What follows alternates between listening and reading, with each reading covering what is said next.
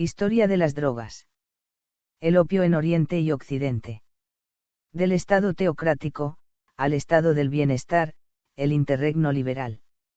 Antiguo arte de las sensaciones insoportables, el castigo ha pasado a ser una economía de los derechos suspendidos. M. Foucault.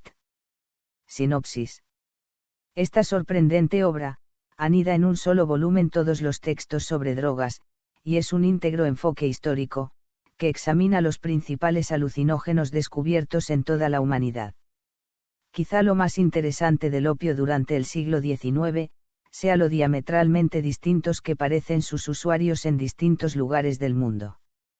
Tan ilustrativo como lo que acontece en China, al prohibirse el consumo y la producción, es lo que sucede en India, cuando este país pase a ser el principal fabricante y exportador del mundo. No menos significativa será la evolución del uso en Europa y Estados Unidos, y el reflejo allí de lo que está aconteciendo en Extremo Oriente. Solo en Asia Menor se mantiene prácticamente inalterado el estado de cosas tradicional. Lo simultáneo de todo ello ilumina una relatividad que pasa desapercibida demasiadas veces. Salvo por sus niveles de adulteración, el fármaco es idéntico en Londres, Calcuta, Estambul, San Francisco y Nankín, pero las condiciones que rodean su uso ya no lo son. Observamos entonces hasta qué punto dichas condiciones son capaces de sobreponerse a la sustancia en sí, generando un universo autónomo de expectativas, valores e intereses. Algo que puede ser completamente irreal en principio pasa a ser completamente real al nivel de sus consecuencias, y viceversa. Y el proceso chino. Los antecedentes culturales, económicos y políticos del problema han sido abordados ya. Los portugueses fueron los primeros en descubrir que China no solo aceptaba metales preciosos y joyas, sino también opio como medio de trueque a cambio de té, sedas y especias. Cuando este comercio empezaba a ser floreciente llegó la primera prohibición, decretada por el emperador Yongzheng en 1729. Como su meta era acabar con el negocio lusitano, restableciendo los tradicionales medios de trueque, no exigía la desaparición de los cultivos locales ni ponía fuera de la ley el empleo oral del fármaco, limitándose a castigar con pena de muerte por estrangulamiento a los contrabandistas y dueños de fumaderos. Dictada por un gobierno tan aborrecido como era entonces la corte manchú, esta medida se limitó a convertir un negocio de moderada extensión en gran mercado negro. El decreto produjo corrupción entre los funcionarios locales y resistencia pasiva en el pueblo, permitiendo a los portugueses poner en marcha un sistema sencillo y eficaz de producción e introducción, basado lo primero en su colonia de Goa y lo segundo en su enclave de Macao. La entidad del tráfico era aún moderada, pero al gobierno le irritaba sobre todo la desobediencia, y decidió aumentar su presión al máximo con el emperador Chiacheng, que en 1793 ordena destruir cualesquiera cultivos locales, y extiende la pena de muerte a simples usuarios. Desde este momento comienza la edad de oro para el contrabando. Por entonces los ingleses habían arrinconado con diversas medidas al competidor portugués, y eran los principales proveedores del mercado chino. Desde 1779, el suministro de materia prima es un monopolio para la East India Company, que por concesión real explota grandes plantaciones de adormidera en Bengala, donde sus botánicos han desarrollado nuevos procedimientos para producir opio. Con el tiempo se unen a Inglaterra otras potencias, sobre todo Holanda y Estados Unidos, estos últimos usando al principio opio proveniente de Turquía. Luego se incorporarán algunos inversores franceses. Hacia 1840, los norteamericanos hacen un 10% del contrabando y los franceses un 4%, si bien compran la materia prima en India. El sistema de la East India Company era respetar nominalmente la prohibición del emperador, con quien finalmente negociaba la compra de té, sedas y especias, y dejar que la exportación fuese hecha por comerciantes privados, a quienes otorgaba licencias para trasladar la mercancía desde India a China. Esos empresarios vendían el opio a contrabandistas costeros, normalmente en alta mar, y entregaban el oro y la plata obtenidos al representante de la compañía en Cantón, que a cambio de los metales libraba letras de cambio pagaderas en moneda inglesa. Con el oro y la plata, la compañía compraba los artículos chinos preferidos por el mercado europeo. Mientras subsiste, la prohibición produce un contrabando en vertiginoso aumento. Cuando se establece la pena capital para traficantes y dueños de fumaderos, en 1729, la importación clandestina asciende a unas 200 cajas de 68 kilogramos, que representaban poco menos de tonelada y media. En 1767 son ya 1000, y en 1820, cuando la pena de muerte se aplica tanto a traficantes como a usuarios, alcanzan las 10.000. Menos de 2 décadas más tarde llegan a las 40.000. Muchas personas mueren estranguladas por violar los decretos imperiales, aunque la ineficacia del régimen represivo es manifiesta. Al pueblo le incomoda la injerencia extranjera, pero ¿qué otra solución queda cuando el emperador arrasa sus cultivos? Como musulmanes y cristianos entonces, los chinos creen que si la droga se administra con sensatez ayuda a vivir más satisfactoriamente. Y hacer uso de sus virtudes es entonces urgente en grado sumo, porque el país se encuentra devastado por terribles guerras civiles, catástrofes naturales, bandidaje constante y una despiadada explotación. 1. Las guerras del opio. Sin perjuicio de diezmar a los menos cautos o respaldados, hasta la tercera década del siglo XIX el gobierno manchú se limitó a responder al contrabando con un gravamen compensatorio sobre el té exportado. Con todo, en 1838, por primera vez en su larga historia, la balanza comercial china arroja un saldo desfavorable para el imperio. Una parte considerable de la plata y el oro del país empiezan a ser destinados a la adquisición de opio, y solo parcialmente retornan como pago de las exportaciones. Inglaterra ya no necesita exportar metales preciosos, y la magnitud del tráfico permite amasar enormes fortunas a los principales contrabandistas, entre quienes destacan un médico de la East India Company, Matheson, y su socio Jardine, arropado este último como cónsul de Dinamarca en Macao. Jardine, un genio mercantil, defendió siempre las ventajas de la prohibición sobre la legalización, y logró interesar como socios a 2 personajes estratégicos. Uno fue Sir Bulwer Lytton, el autor de Los últimos días de Pompeya, que a la sazón era secretario de Estado en el Foreign Office, y acabaría llegando a ministro de Colonias. El otro, nada menos que Sir H.J.T. Palmerston, entonces ministro de Asuntos Exteriores y luego primer ministro. Con estos apoyos, usando las sociedades secretas chinas como intermediarios, Jardine y otros aventureros establecieron en el país amplias redes de distribución. Es en este momento cuando el emperador Tao Kuang y sus consejeros, no pocos de ellos opiómanos, se reúnen para tomar alguna decisión. Un grupo de la corte, encabezado por el ministro del Consejo Privado, Muzanga, propone legalizar nuevamente el uso y volver a cultivar a dormidera como solución inmediata. Otro, encabezado por el mandarín Lin Tse-su, responsable hasta entonces del monopolio sobre la sal, presenta una larga memoria, condenando la sugestión y proponiendo mano dura para cortar el problema. La propuesta era no ceder ante la contumacia popular, consiguiendo que todo traficante o usuario de opio, tanto chino como extranjero, fuese efectivamente estrangulado. Tras algunas polémicas, esta postura de respeto incondicional a la autoridad triunfó cerca del emperador, según parece no antes de convencerle de que los ingleses eran unos bárbaros dependientes de China, que sin su té y su ruibarbo sucumbirían al estreñimiento.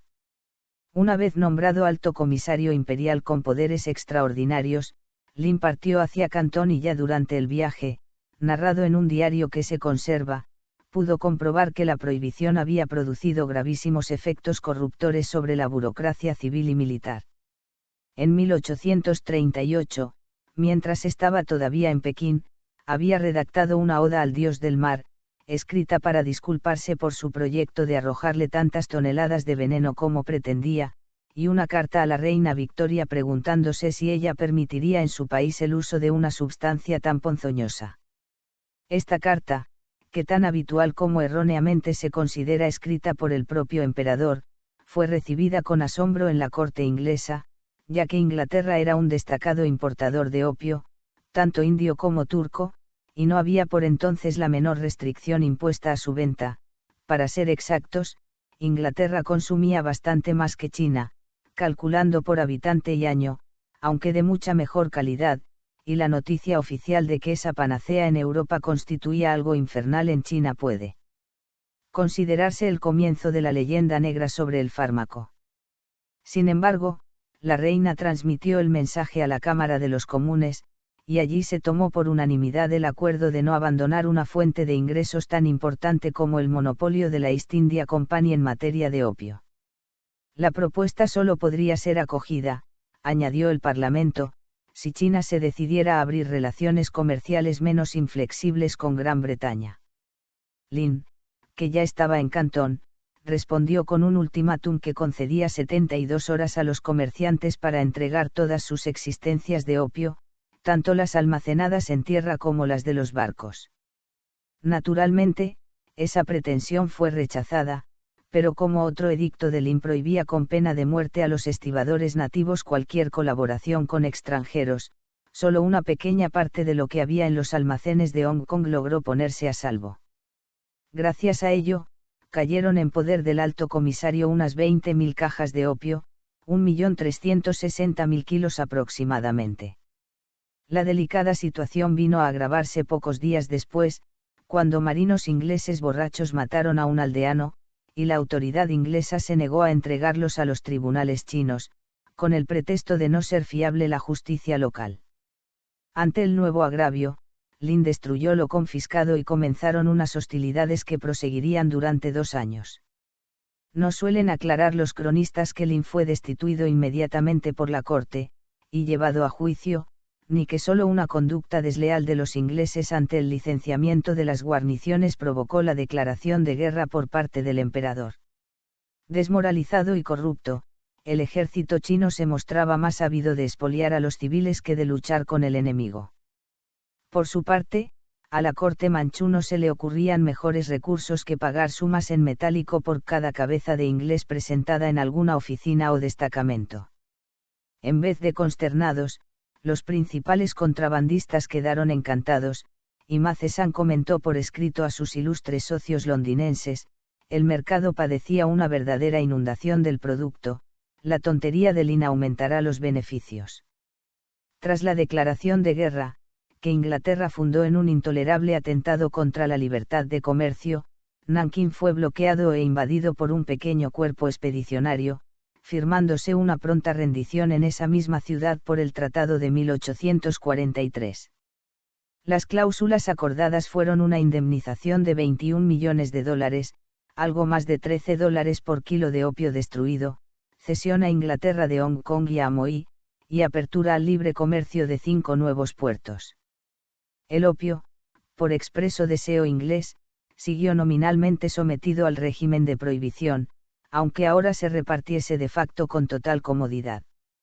El alto comisario Lin nunca pensó que su éxito a la hora de destruir tantas toneladas de la droga solo lograría abrir su país a la penetración humillante y ruinosa de intereses extranjeros que acelerarían la caída del régimen, ni que, justamente a partir de entonces, China perdió su economía natural autosuficiente, integrando la pequeña agricultura con la artesanía doméstica.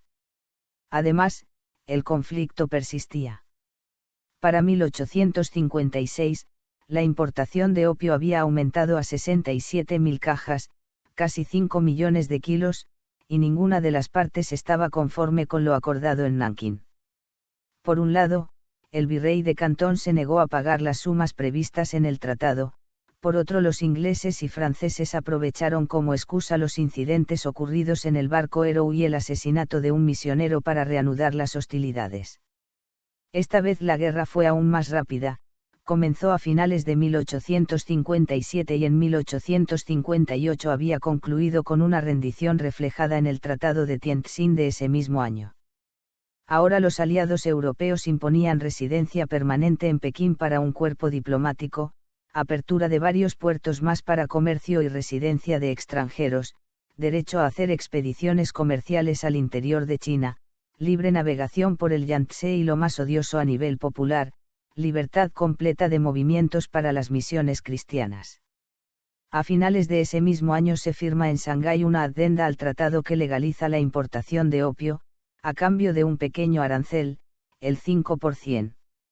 La opiómana emperatriz Tseui, firmante del tratado, recomienda oficiosamente seguir resistiendo a los misioneros. 2. Las repercusiones del nuevo régimen. Durante algún tiempo siguen aumentando las importaciones de opio, que alcanzan su techo a finales de los años 80 con 100.000 cajas, casi 7 millones de kilos, cuando el virrey británico en la India es Sir Bulwer Lytton II. El presupuesto inglés de 1871 a 72 revela que la East India Company está obteniendo una quinta parte de los ingresos totales recaudados en Extremo Oriente, y como rentas del opio presenta una partida neta de 8 millones de libras. Por toda Europa florece un espléndido mercado de chinoiseries, pues a seda, té y especias se añaden ahora exportaciones de joyas y arte en general. Pero el colonizador estaba yendo demasiado lejos. A partir de las escaramuzas que se conocen como Segunda Guerra del Opio, la política británica no tenía apoyo en el foro internacional ni en el propio país, donde en 1870 se funda una asociación para abolir semejante tráfico.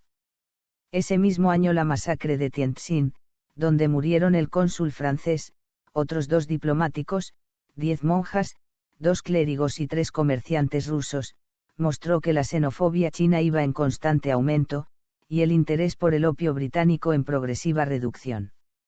La demanda del fármaco ilegal había crecido de modo vertiginoso, y con la legalización aparecen tasas cada vez menores de incremento. Fumar opio ya no era el símbolo de lo prohibido y de la resistencia ante el poder manchú, ni alimentaba tampoco una economía sumergida con intereses de continua expansión. La irrelevancia del hábito a nivel jurídico proporcionó un distanciamiento a las nuevas generaciones, que empezaron a asociarlo con la explotación colonial y el cada vez más aborrecido europeo. Las importaciones siguieron creciendo, aunque ya no al ritmo necesario para multiplicar a los habituados, sino al que imponía la creciente tolerancia de los habituados antiguos. Bastantes volvieron a la opiofagia y, en general, el opio comenzó a fumarse de otra manera, la que correspondía a una droga de mercado abierto. El mazazo definitivo a los intereses británicos se produjo en 1880, cuando el emperador imprimió un giro radical a su política, poniendo en marcha programas de información pública e instalaciones hospitalarias para hacer frente a los casos agudos. Al mismo tiempo decidió volver a cultivar adormidera, y habilitó grandes extensiones situadas al suroeste, en Szechuan y la meseta de Yunnan, zonas tradicionalmente afectas a la opiofagia y contiguas a territorios de la etnia tai, también ligada a la substancia desde muchos siglos atrás. Aunque la adormidera de esas regiones tiene poca proporción de morfina en términos comparativos, el plan agrícola industrial fue un completo éxito. Para 1890 el país producía el 85% de su demanda interna, y la East India Company empezó a temer que el antiguo importador se convirtiera en exportador, arruinando el resto de su mercado asiático. Bastaron unos años más para que el Parlamento inglés considerase el tráfico de opio en gran escala, con destino a fumaderos, una empresa moralmente injustificable. Por estos años estaba produciéndose el ascenso de los Estados Unidos al estatuto de gran potencia mundial, y la expansión china como productor de opio quedó frenada por la acción conjunta de ambos países. Los ingleses apenas obtenían rendimiento de su viejo negocio, mientras los norteamericanos, con una mezcla de mesianismo e intereses mercantiles, aspiraban a sustituirlo por otros. Junto al programa Puertas Abiertas, que contenía un ambicioso plan de inversiones, Theodore Roosevelt propuso la convocatoria de una conferencia internacional sobre el opio para ayudar al pueblo chino, iniciativa a la que Gran Bretaña se adhirió sin reservas. Para el gobierno chino, la situación se había normalizado en los aspectos fundamentales, el cultivo propio evitaba la sangría económica, había desaparecido la corrupción ligada a la política represiva, y era visible un progresivo fenómeno de autocontrol en los individuos. Para ser exactos, durante los últimos años del siglo XIX y comienzos del XX el problema no era tanto el opio como una inundación de opiáceos, que los misioneros preconizaban como cura civilizada del diabólico vicio aborigen. Todavía hoy la morfina se llama en China opio de Cristo, debido a ello.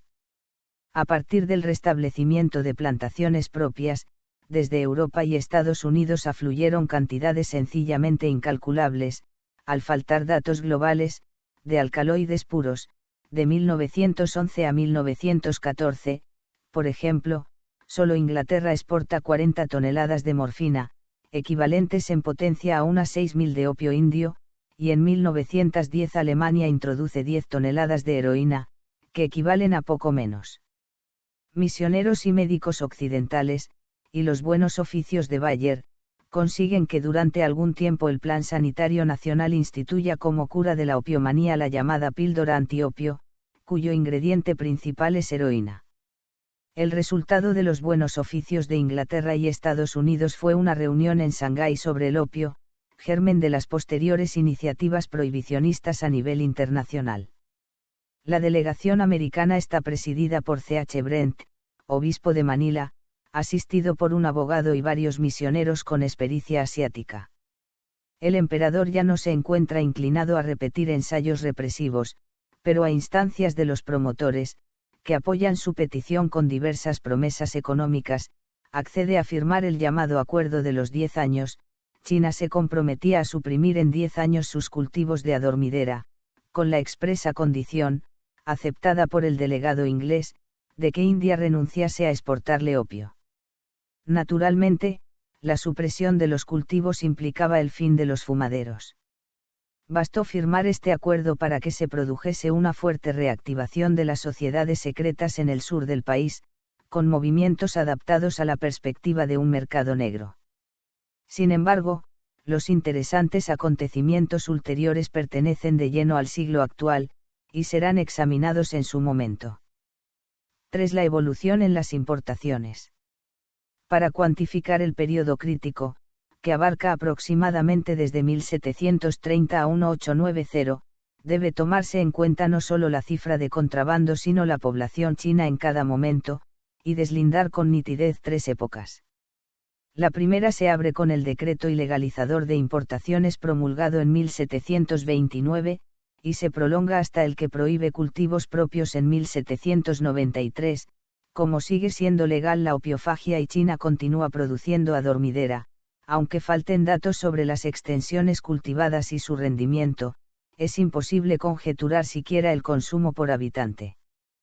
Pero el contrabando, que en estos años es ante todo lusitano y español, pasa de 200 chests, cajas de 68 kg, a 4.000. Ello implica un incremento total próximo al 2.000%, que promediado anualmente equivale al 40%. La segunda época comprende un periodo de tiempo casi igual, 1793 a 1842, y se caracteriza por un régimen de prohibición incondicionada, tanto en lo referente a importaciones como a cultivos locales. Ahora el principal contrabandista es la East India Co., con apoyos norteamericanos y franceses básicamente, y la tasa de incremento en la entrada de opio se cuadruplica. Hacia 1800 los chests contrabandeados son unos 5.000, y en 1840 superan los 40.000. Esto significa un incremento del 8.000% en medio siglo, que promediado anualmente equivale al 160%. La tercera época comienza con el Tratado de Nankín, 1842, que pone fin a la Primera Guerra del Opio, y prosigue hasta 1890 aproximadamente, cuando China ha restablecido sus cultivos de adormidera y se abastece a sí misma. Prácticamente sin estorbo alguno hasta el final de la Segunda Guerra del Opio, 1858, y luego legalizada de modo expreso, la importación durante este periodo sigue creciendo, aunque a un ritmo enormemente inferior. Para ser exactos, se pasa en estos 50 años de 40.000 chests a 100.000, con un incremento absoluto del 250%, que promediado anualmente equivale al 5%. Las cifras expuestas son las que ofrecen, con rara unanimidad, casi todos los cronistas del fenómeno y permiten trazar la siguiente curva de consumo, donde es fundamental tener en cuenta que se refiere a importaciones tan solo, pues desde 1729 a 1793 sigue habiendo producción china de opio. En el eje de las coordenadas se reflejan gramos por habitante y en el de abscisas los años. Contemplado la curva con detenimiento, se observa que el periodo de prohibición comprende dos fases de expansión máxima en el consumo, que coinciden con el endurecimiento de la represión producido entre 1830 y 1840, y con el periodo que va de 1850 a 1858, inmediatamente anterior a la legalización expresa por el Tratado de Tientsin. Tras la legalización desciende de modo notable la tasa de incremento, que vuelve a elevarse algo desde 1872 a 1879, quizá debido a la gran caída de precio que experimenta el opio indio tras conocerse la decisión china de volver a cultivar a dormidera. Desgraciadamente, no hay datos globales, siquiera aproximados, sobre la producción china de opio antes de la prohibición, ni sobre los cultivos clandestinos posteriores, antes de reanudarse bajo un régimen de legalidad. Eso habría permitido trazar otra curva, complementaria de la correspondiente a importaciones, y establecer el concreto punto donde se cortan, averiguando con precisión qué consumo per cápita había en el país desde 1730 a 1890. Como evidencia queda, con todo, que la captación de nuevos usuarios se verifica a un ritmo enormemente superior mientras dura el régimen represivo, para reducirse luego de manera gradual. Un hecho tan notable, que pasan por alto siempre quienes han disertado sobre el tema, solo puede explicarse de dos modos: o bien la prohibición excitó de modo extraordinario el consumo de opio, o bien los chinos no siguieron aumentando cada vez más, o siquiera a un ritmo remotamente parejo, la tasa de importaciones porque estaban todos ya repletos de opio. Esto segundo es lo que viene sosteniéndose. Según el historiador más moderado, había 180 millones de opiómanos en China, otro afirma que la adicción afligía a una tercera parte de la población, y otro que en 1878 prácticamente la totalidad del pueblo chino era opiómana. Centrándonos en el moderado Brau, su cálculo de 180 millones de adictos se basa explícitamente en los datos de importación correspondientes a 1880, que estima, como prácticamente los demás historiadores occidentales, en 100.000 cajas. 100.000 cajas de 68 kilos suponen la muy respetable cantidad de 6.800 toneladas de opio. Pero ninguno de los que vinculan esos casi 7 millones de kilos de droga con unos 200 millones de adictos parece considerar para ser adicto a ese fármaco es preciso administrarse cierta cantidad del mismo. La pregunta entonces es muy sencilla: ¿cuánto opio ha de tomar alguien para que la suspensión de su uso produzca un síndrome abstinencial, siquiera sea leve? La respuesta no plantea dificultades. Un usuario muy prudente, que consuma, por ejemplo, la dosis diaria recomendada por Galeno a Marco Aurelio, un trozo del tamaño de una haba grande, usará entre 4 y 7 gramos diarios. A título de ilustración, observemos que contemporáneos como De Quincey están tomando más de 20 gramos, Coolidge, Goya y Walter Scott unos 35, Wordsworth casi 100, y que tanto ellos como el emperador romano empleaban opio tebaico o turco, con un contenido en morfina o potencia real del doble o más. Nuestro chino, por tanto, está tomando cantidades de 10 a 30 veces inferiores a las de estos contemporáneos. No es aceptable, por tanto, considerarle esclavizado, pues si se emplea semejante adjetivo para él resulta imposible hallar el adecuado para esos artistas y literatos, que usaron el fármaco durante décadas. Con todo, aunque solo sea por vía de hipótesis, aceptemos que otro le considere dependiente, o que lo piense él de sí mismo. Pero si consume entre 4 y 7 gramos diarios necesitará al año entre 1,5 kg y 2,5 kg del fármaco. Si dividimos 6.800 toneladas por 1,5 kg, tendremos una cifra aproximada a los 4 millones de personas. Si la dividimos por 2,5 kg, lo cual es mucho más realista, considerando la pobreza en morfina del opio indio, y la fuerte adulteración, se obtienen menos de 3 millones. Para que los 180 millones de adictos chinos mencionados por Brau pudiesen no desintoxicarse inmediatamente, por simple falta de producto, habrían necesitado en vez de 100.000 cajas 4 o 6 millones de ellas, esto es, algo más de 250 millones de kilos, cifra docenas de veces superior a toda la producción del planeta entonces y ahora. Dicho de otro modo, si esos imaginarios 180 millones de chinos se repartieran las 100.000 cajas efectivamente importadas, cada adicto tocaría a 0,26 gramos de opio al día, dosis carente de psicoactividad no ya para un adulto, sino para un niño de 8 años. Con el mismo argumento, podríamos pretender que alguien ha llegado a hacerse alcohólico bebiendo al día de vino lo que cabe en un dedal de costura, o en un tapón de botella.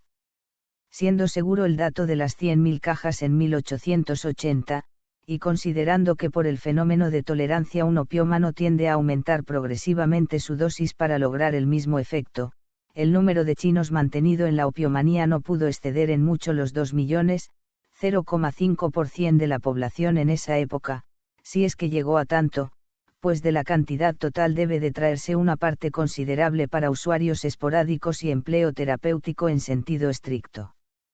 Sin embargo, como una bola de nieve que al deslizarse va creciendo, la exageración de Brau parece insuficiente a la mayoría de los cronistas posteriores, y en 1969 vemos, por ejemplo, a la primera autoridad oficial española decir que los adictos chinos eran 400 millones.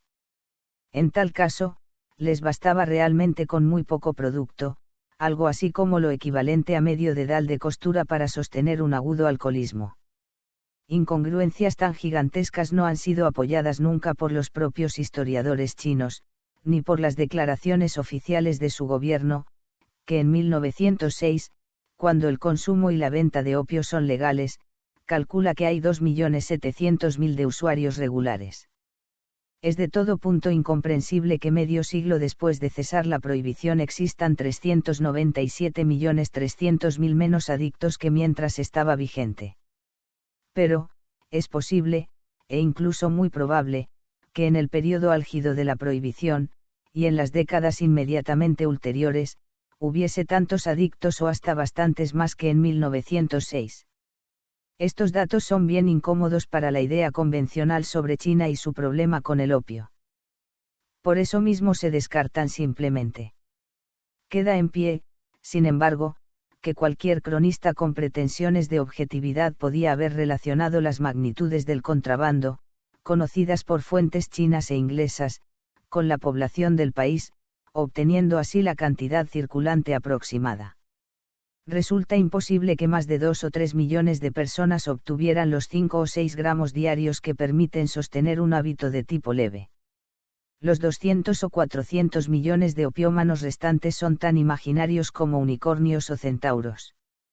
Pero han llegado a constituir un objeto de fe, y así se perpetúan.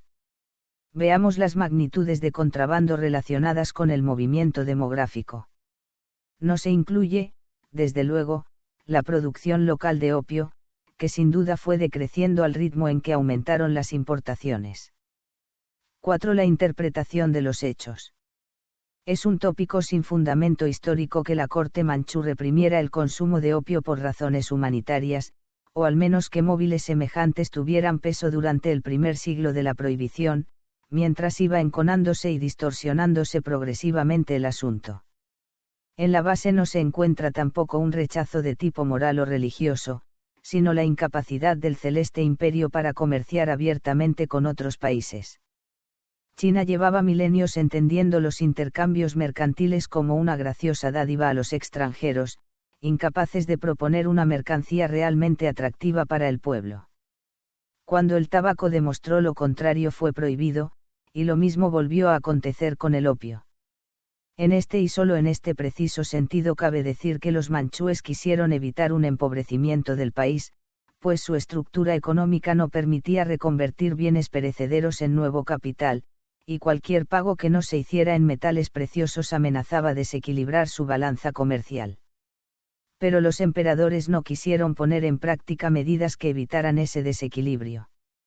La desobediencia civil que generó la prohibición no les hizo recapacitar, al contrario, excitó su arrogancia al máximo y, con ello, produjo las dos decisiones catastróficas por excelencia: suprimir las plantaciones propias de adormidera y condenar a simples usuarios. Esto multiplicó hasta sus últimos límites la demanda de opio indio, una mercancía fuertemente adulterada en las remesas que se destinaban a China, excitando a la vez la insumisión de sus súbditos y la codicia de los occidentales. Tras defender semejante error por pura altivez, y pagarlo con sucesivas humillaciones para el país, a la corte imperial solo le quedaba presentarse como un gobierno pacífico, afligido sin merecimiento por la invasión de un fármaco desconocido, que perversos extranjeros imponían a su querido pueblo. Sin embargo, ni uno solo de tales extremos hace justicia a la verdad. La dominación tiránica de los manchúes, una dinastía no solo extranjera, sino despectiva para con los ano-chinos, provocó las más sangrientas guerras civiles de la historia universal. Su gobierno se negó siempre al establecimiento de vías férreas y telégrafos, exigió impuestos que arruinaban al campesinado, multiplicó los privilegios de la oligarquía y solo aparentó preocupación por el bien público en un asunto paradójico, pues lo autorizado para la corte estaba vedado para la plebe. Cuando el imperio se cruzaba de brazos ante la miseria y la injusticia, prohibir al pueblo su consuelo tradicional no puede interpretarse como un signo de benevolencia. Contemplando desapasionadamente los hechos, parece difícil negar que la prohibición del opio no solo fue ineficaz, sino estimuladora para aquello que quería prohibirse. China usaba el fármaco liberalmente desde el siglo IX, sin que tal circunstancia planteara problema alguno de tipo social o individual, mientras la persecución decretada contra cultivadores y usuarios indujo modos abusivos de administración en detrimento de los moderados, y mercancías envenenadas por adulterantes en detrimento de productos puros. Tan cierto como esto es que al cesar la prohibición apareció en el pueblo un distanciamiento crítico y una tendencia al autocontrol antes inexistente, si hemos de confiar en los testimonios de la época. Por lo demás, este fenómeno se observa con claridad en las grandes colonias chinas de otros puntos de Asia como Saigón, Singapur o Filipinas, donde no llegó a ilegalizarse el opio y un alto consumo fue compatible con laboriosidad y orden. Reducir el fenómeno de la opiomanía china a los cínicos manejos de la East India Co. no dejará de ser una ingenuidad, tan halagüeña para la corte manchú como ajena a la insufrible condición de un pueblo. Por eso mismo, en echarle la culpa al jugo de adormidera reside el verdadero escándalo de esta escandalosa etapa histórica. 2. El consumo en la India. ¿Hasta qué punto el régimen legal de una droga determina el tipo de uso establecido? Lo sugiere el ejemplo de la India durante todo el siglo XIX. El formidable mercado negro chino motivó que primero los portugueses y luego los ingleses habilitasen allí tierras para practicar una agricultura intensiva. Naturalmente, el país conocía la adormidera y su jugo desde muchos siglos atrás, pero hasta entonces su producción había sido ínfima comparada con la egipcia, la persa y la turca. Los marinos portugueses mencionaban con cierto desdén el opio de Bengala, y sus botánicos trataron de producir en Goa variedades de más potencia, con desigual suerte.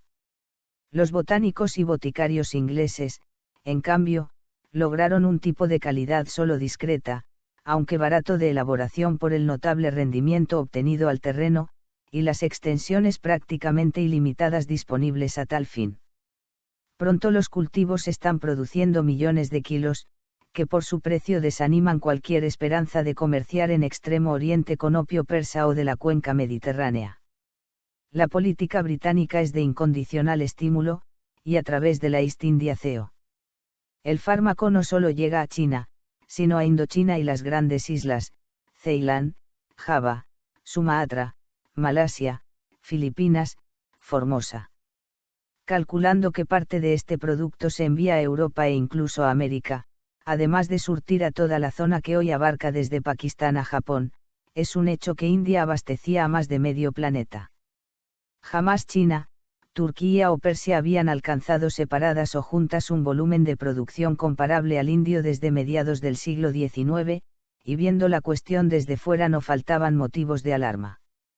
En efecto, quienes creían que la mitad o 3/4 partes de los chinos eran opiómanos enloquecidos, estaban justificados para temer que semejante cosa aconteciese mucho más todavía en esta colonia, donde la droga proliferaba por todas partes en gigantescas cantidades. No era argumento válido en contrario el que una parte fundamental se destinase a la exportación, porque con cultivos tan enormes la disponibilidad del fármaco resultaba prácticamente total. Como a partir de 1870 se alzaban en Inglaterra airadas voces de condena al genocidio chino, para investigar el estado de cosas en India se creó la Royal Commission on Opium. Fue, sin duda, una iniciativa encomiable, pues gracias a sus informes periódicos, plasmados en numerosos volúmenes, los historiadores disponen de un trabajo científico prácticamente exhaustivo. Tras recoger datos sobre miles de casos, el informe aparecido en 1884 produjo sorpresa entre quienes seguían acongojados la versión tópica sobre el problema chino. Para empezar, los usuarios regulares del fármaco en dosis pequeñas, definidas por la Royal Commission como desde 1 gramo a 3 o algo más, eran una parte desde luego considerable de la población. Siendo más precisos, rondaban el 5% tal, cuando por esos años en China se aproximaban al 0,5% del conjunto. En realidad, eran bastante más numerosos en términos absolutos también, casi el triple, aunque no planteaban problema sanitario o criminal de ninguna especie. A juicio de la comisión, el opio en la India se parece más a los licores occidentales que a una sustancia aborrecible. Es curioso observar que esto apaciguó las protestas en Inglaterra, aunque no en Estados Unidos, donde por entonces los licores eran la quinta esencia de lo aborrecible. Tras algunos años de informes más rutinarios, el muy extenso de 1896 reiteró los datos del de 1884, insistiendo en que se observaba un fenómeno de autocontrol, y hasta algo como una resistencia específica de los nativos a los efectos tóxicos del fármaco. El uso habitual y moderado del opio, continuaba, carece de inconvenientes para la salud y el bienestar, siendo regla la moderación en la inmensa mayoría de los casos investigados. Ante esa afirmación protestó Lewin, alegando que los hechos son exactos, pero las conclusiones falsas, lo cual quería probablemente decir, pues no precisó más, que sin intervención de facultativos la automedicación propende inevitablemente al abuso. De hecho, el informe examinaba con detenimiento el empleo de pequeñas dosis de la sustancia, de 0,01 a 0,03 gramos, como sedante para bebés, costumbre extendida sobre todo en Rajputana, Malwa y Bombay. Según la comisión, los datos clínicos sugerían que dicha práctica era inofensiva.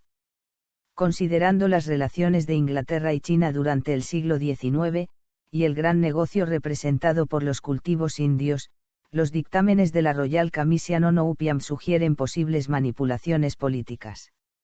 No obstante, varias razones aconsejan descartar semejante posibilidad. La primera es que sus datos están de acuerdo con la opinión por entonces imperante en Occidente sobre el fármaco, que, como veremos enseguida, sigue siendo muy positiva.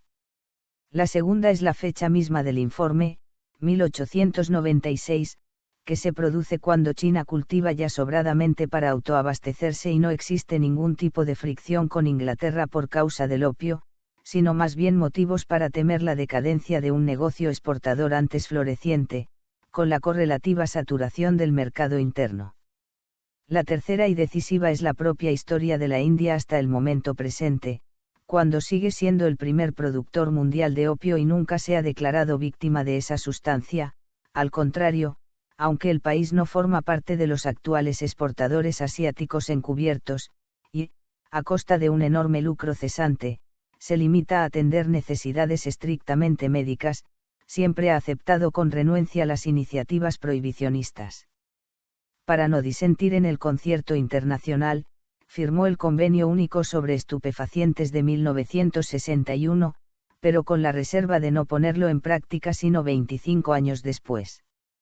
Hoy, sometida a fuertes presiones políticas, comienza a aplicar una legislación represiva, aunque insistiendo en que el problema es ante todo sanitario y que los campesinos no van a ser reeducados de la noche a la mañana.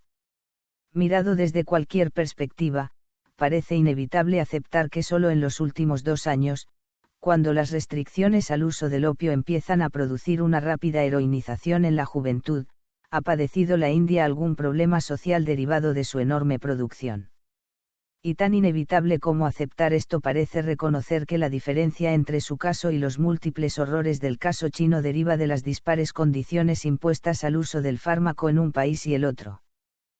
3. Europa y Estados Unidos.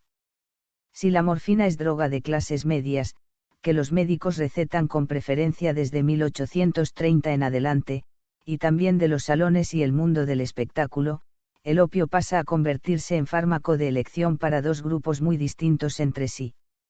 Uno corresponde a lo que De Quincey llama hombres distinguidos por su talento o su situación eminente, que abarca miembros de la nobleza, altos funcionarios, eclesiásticos y, sobre todo, artistas y escritores. El otro grupo está formado por los proletarios que comienza a multiplicar la revolución industrial. Una carta de Coleridge a su hermano, fechada en 1809, refiere la situación en la pequeña villa de Thorpe. El boticario me ha informado, dice, de que vende en los días de mercado 2 o 3 libras de opio y un galón de láudano, todo ello exclusivamente a las clases trabajadoras. En los condados de Lancashire y Yorkshire, añade, el opio se ha convertido en la bebida corriente de las clases bajas. Años más tarde es De Quincey quien aporta nuevos datos. Por lo que respecta a Londres, 3 boticarios de barrios muy apartados me aseguraron, dice, que el número de comedores de opio amateurs, como podría llamarlos, es ahora inmenso. También en la industrial Manchester, varios fabricantes de telas comunican que sus obreros son muy aficionados al opio, hasta el punto de que los sábados por la tarde los mostradores de las boticas estaban cubiertos de píldoras en previsión de la demanda esperada. Según esos mismos empresarios, la causa inmediata de tal costumbre eran los bajos salarios, que entonces no permitían a los obreros regalarse con cerveza y licores. Junto al creciente escándalo que motiva la cuestión china, esta difusión del fármaco entre las clases bajas contribuirá a reducir su prestigio social. Sigue siendo ensalzado como medicamento, y vendido libremente en innumerables preparados, pero su nombre empieza a cargarse de connotaciones inquietantes. Entre los factores que reducen su buena fama se encuentran también escritos apologéticos como el de De Quincey, que si bien le confieren un aura de gran atractivo para algunos suscitan en muchos otros una reacción opuesta. A ello cabe añadir las ventajas de exactitud en la dosis que para el médico tienen alcaloides puros como la codeína, la morfina y la heroína. Con todo, buena parte de la profesión seguía pensando que el viejo jugo de adormidera era superior a todos sus derivados. Resultaba mucho menos tóxico y adictivo, no excitaba en medida comparable el vómito ni el colapso respiratorio, y no era una sustancia tan depresora para el sistema nervioso, que otorgaba junto a la reducción del dolor un bienestar positivo. El tratado de toxicología más utilizado a mediados de siglo en Estados Unidos veía en el opio el remedio sin duda más importante y valioso de toda la farmacopea. El más celebrado durante el último tercio de siglo, obra de G. presidente de la American Philosophical Society y profesor en la Universidad de Pensilvania, lleva el entusiasmo hasta sus últimos límites.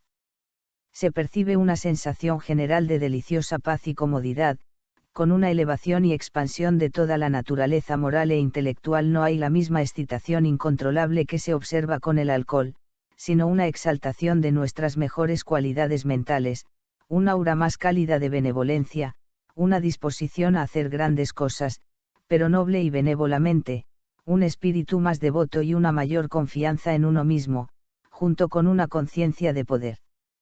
Y esta conciencia no se equivoca del todo, porque las facultades imaginativas e intelectuales son elevadas hasta el punto más alto compatible con la capacidad individual. Al cabo de algún tiempo, esta exaltación se hunde en una serenidad corporal y mental, apenas menos deliciosa que la excitación previa, y termina en sueño al poco. Wood aludía a la posibilidad de contraer una dependencia física. Pero pensaba que sus consecuencias eran menos peligrosas para el individuo y la sociedad que las del alcohol, por no destruir tejidos orgánicos y por la naturaleza misma de los efectos. Es satisfactorio, decía, saber que este vicio puede corregirse sin gran dificultad, si el paciente lo quiere realmente, el sistema adecuado es una disminución gradual de dosis, en cantidades casi imperceptibles, que conduce a la cura en algo más de un año. Wood y los demás tratadistas consideran que la opiomanía es un vicio, no una enfermedad, destacando que se necesitan entre 4 y 6 meses de opiofagia cotidiana y creciente para contraer una dependencia cuyos sufrimientos excedan lo soportable para un hombre con fuerza de voluntad corriente. Reina también general acuerdo en que el vicio del opio, e incluso el de la morfina, es más fácil de vencer que el alcoholismo. Todavía en la primera década del siglo XX dice un artículo de fondo en el Journal de la Asociación Médica Americana. Si toda la materia médica disponible se limitase a una sola droga, estoy seguro de que muchos de nosotros, si no la mayoría, elegiríamos el opio, y estoy convencido de que, si debiéramos seleccionar media docena de las drogas más importantes de la farmacopea, todos nosotros situaríamos al opio en primera fila. 1. Los orígenes del malestar americano. La Guerra de Secesión creó un considerable número de morfinómanos, algunos de los cuales empezaron a frecuentar fumaderos en los Chinatowns de San Francisco y Nueva York.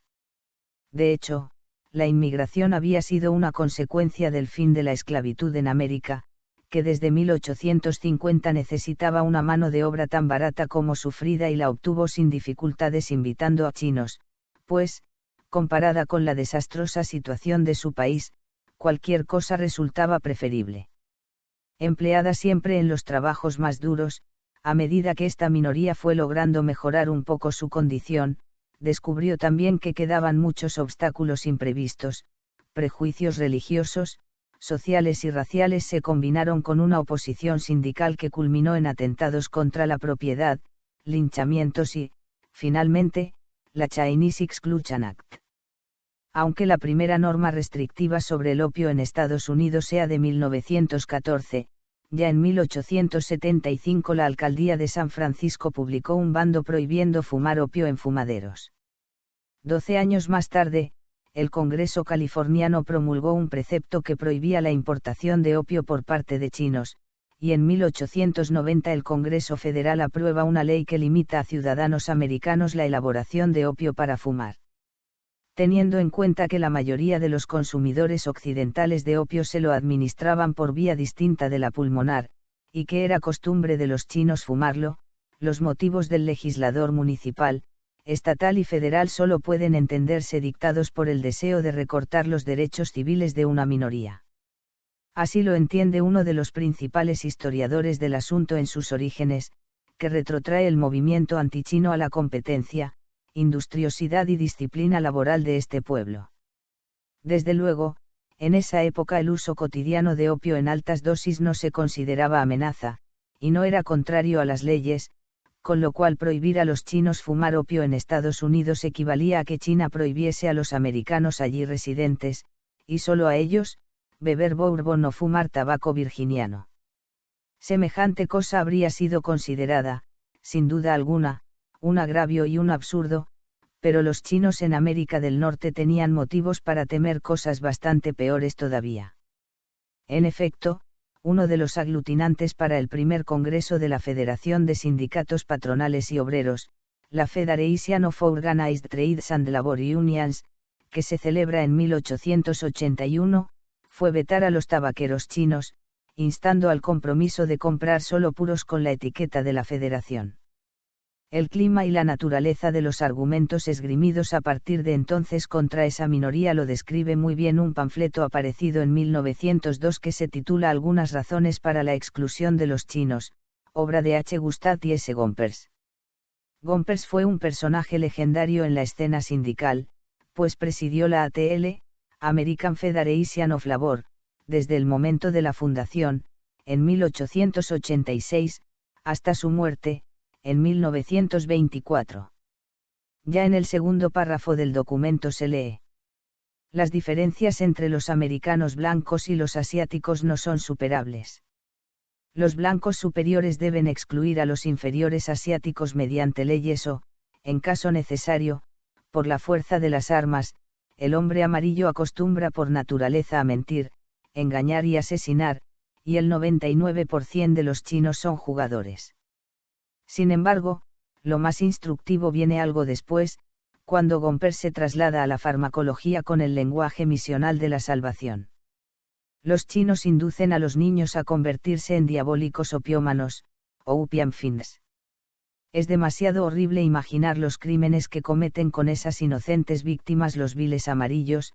Hay miles de muchachas y muchachos americanos atrapados por ese hábito mortífero, que están condenados irremisiblemente, sin sombra de posible redención. Lo que no se aclara es cómo en tal caso un pueblo recién llegado a América puede ser una amenaza laboral para nadie, y mucho menos para sindicatos de obreros cualificados, que ni roban ni asesinan ni corrompen a pobres infantes de ambos sexos. Resulta difícil entender que quienes han crecido en tan insufribles condiciones físico-morales hagan cosa distinta de yacer todo el día en lo que el panfleto llama malolientes fumadores, y más difícil aún entender que alguien quiera darles un empleo de cualquier especie. Pero lo cierto es que si representaban una amenaza para las centrales sindicales, y que prosperaban en casi cualquier empleo debido a cualidades totalmente imprevisibles considerando su diabólico hábito, la diligencia y la rectitud en el trabajo. La inevitable lección, según Sass, del panfleto de Gompers, el bando de la alcaldía de San Francisco y las demás manifestaciones del movimiento antichino es que las primeras actitudes americanas contra el opio fueron activadas por consideraciones raciales y no médicas. O, como mantiene Brecker, que la prohibición de los fumaderos tuvo raíces racistas en vez de sanitarias. Por estos años, Estados Unidos presiona, junto con Rusia, Inglaterra, Holanda, Alemania y Francia, para que China firme el llamado Protocolo de 1901, cuyas cláusulas contemplan pena de muerte para cualquier acto hostil de un chino hacia un cristiano, libre acantonamiento en el país de tropas extranjeras y control occidental sobre aranceles aduaneros. El deseo de ayudar a China en su problema con el opio coincide puntualmente con el beneplácito norteamericano a la invasión inglesa de Lhasa, y con un reparto ruso-japonés del nordeste chino. Todavía en 1915, Estados Unidos saca adelante una conspiración para nombrar nuevo hijo del sol a cierto general corrupto. Ya a mediados del 19 el país mantenía hostilidades por el opio, mientras a la vez enviaba mandos y equipo bélico para que el imperio ganase sus guerras civiles. Fin.